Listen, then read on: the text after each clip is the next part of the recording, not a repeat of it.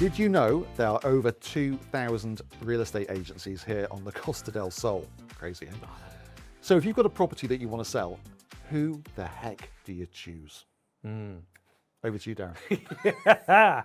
Well, this is a big one, isn't it? do you know what? This is a really important one. Oh, you're not happy, are you? Well, I am happy. I'm always happy. I'm always happy. But no, I get a little bit frustrated sometimes because how we do things down here on the coast in a very, very competitive market is probably very different to how a lot of our clients from the United Kingdom or Europe or even the US, US might be a little bit different, maybe understanding how we do it, but it is done differently. As a listing agent, because we are listing a lot of great properties at the moment, as well as taking clients on to purchase them as well.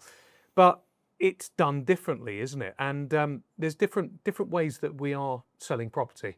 I think we need to establish what they do, for instance, in the UK. So if you wanted to buy a property on the high street in this town, you would probably go online on Rightmove and you would check out properties in that location, and you would maybe find 6 properties and they'd be listed with 6 different agents who've all got offices on that high street.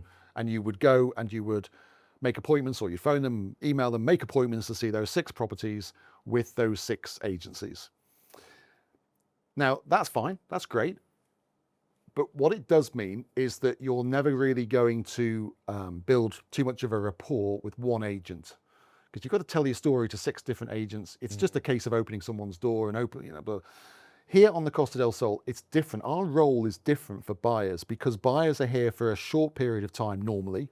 They might not have as much knowledge of the areas as people buying in their home country. So we effectively would hold their hand. I know that sounds a bit patronizing, but we hold their hand and guide them through the process, get to know them really well, and they become friends. But that means that we can sit down with them at the end of a day touring properties, and we can advise them, and we can say, right, what did you think of those 4 properties we saw today with 4 different agents? So we become the buyer's agent.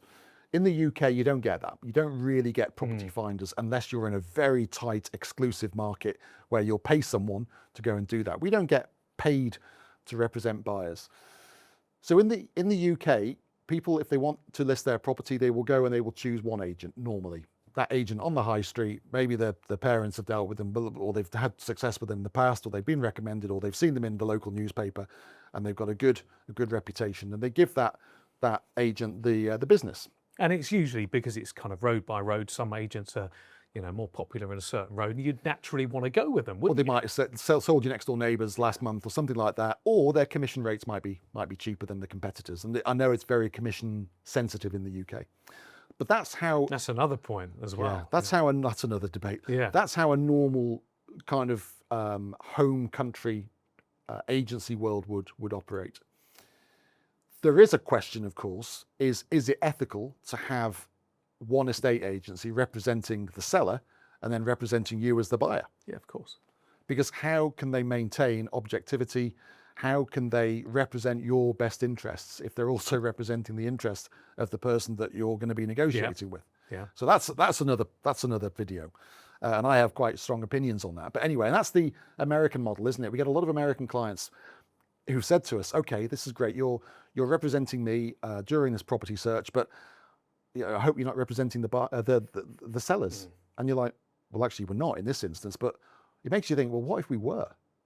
How would we navigate through? Because those American clients are expecting you to negotiate hard. Yeah. And they want to know that you've only got their interests at heart. They do not want you representing the seller as well. Because how can you keep it clean? Anyway, here in Spain, when it comes to listing, you can list your property with as many agents as you want. You don't have to go to that one agency and give them exclusivity. You can list it with 20 different agents. The main downside of that is that you lose control of the listing. It means that you've potentially got 20 different agents with 20 different sets of keys, or arranging to see things at different times. And you find out that a window hasn't been closed. Who left it open? Will you ever find out? So it's difficult to control. So I would always say to people, don't do it. Yeah. Don't do it. But there is that temptation, if you didn't know how the system worked down here, was to say, yeah, but the more agents have got, the more coverage. But it's a very different system down here, isn't it? Because if we take exclusivity on a property and it's not active with any other agent, they've still got access to bring their clients to it, which means that there's one point of contact.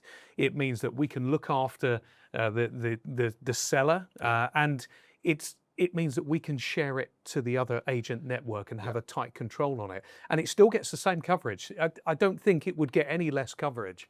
And that's something that I think is great about the Costa del Sol property market. And we need it. We need that collaboration. I think about 70% of our resale transactions are with other agents, sometimes more than one. Someone will have the buyer, and then somebody will know of that property there, and all of a sudden. So it's a really healthy system. It's very, very good. We've been in the business a long time, so we know that there are a few agents out there that we don't really want to do business with because they're not reliable. They don't have great ethics. And remember, I'm on the ethics committee of the LPA, so I've got to wear my ethics cap.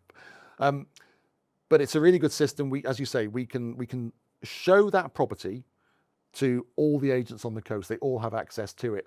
So if they have the client, and that the client might be sitting in Manchester or Munich or Madrid, somebody will have that client. We've got the property, and they will find the property because it's visible and it's shared with all the other agents. So it is a great system. It's not like in the UK where, oh, I'm not sharing. They might not have enough commission to share, but it's all very kind of It protected, is, and we isn't it? collaborate with it, as you say, with all the reputable companies that we'll collaborate with as well. The key thing is, if you're looking to list your property, understand that it is going to be likely very different to what you're used to in your home countries. Of course, if it's the UK, if it's parts of Europe, it is done slightly different.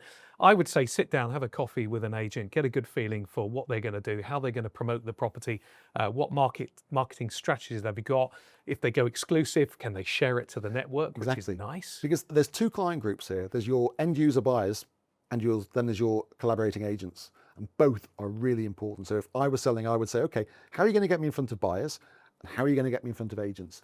Really important that they understand that both are in operation here. Because if you get an agent who says, oh no, I don't share with anyone, you're missing out on probably 95% of the reach. Yeah, and I'd say stick with a local agent that knows the area, knows the pricing in either an urbanisation or a certain area, because they're going to know pretty much, what the property's worth. Absolutely From right. comparables.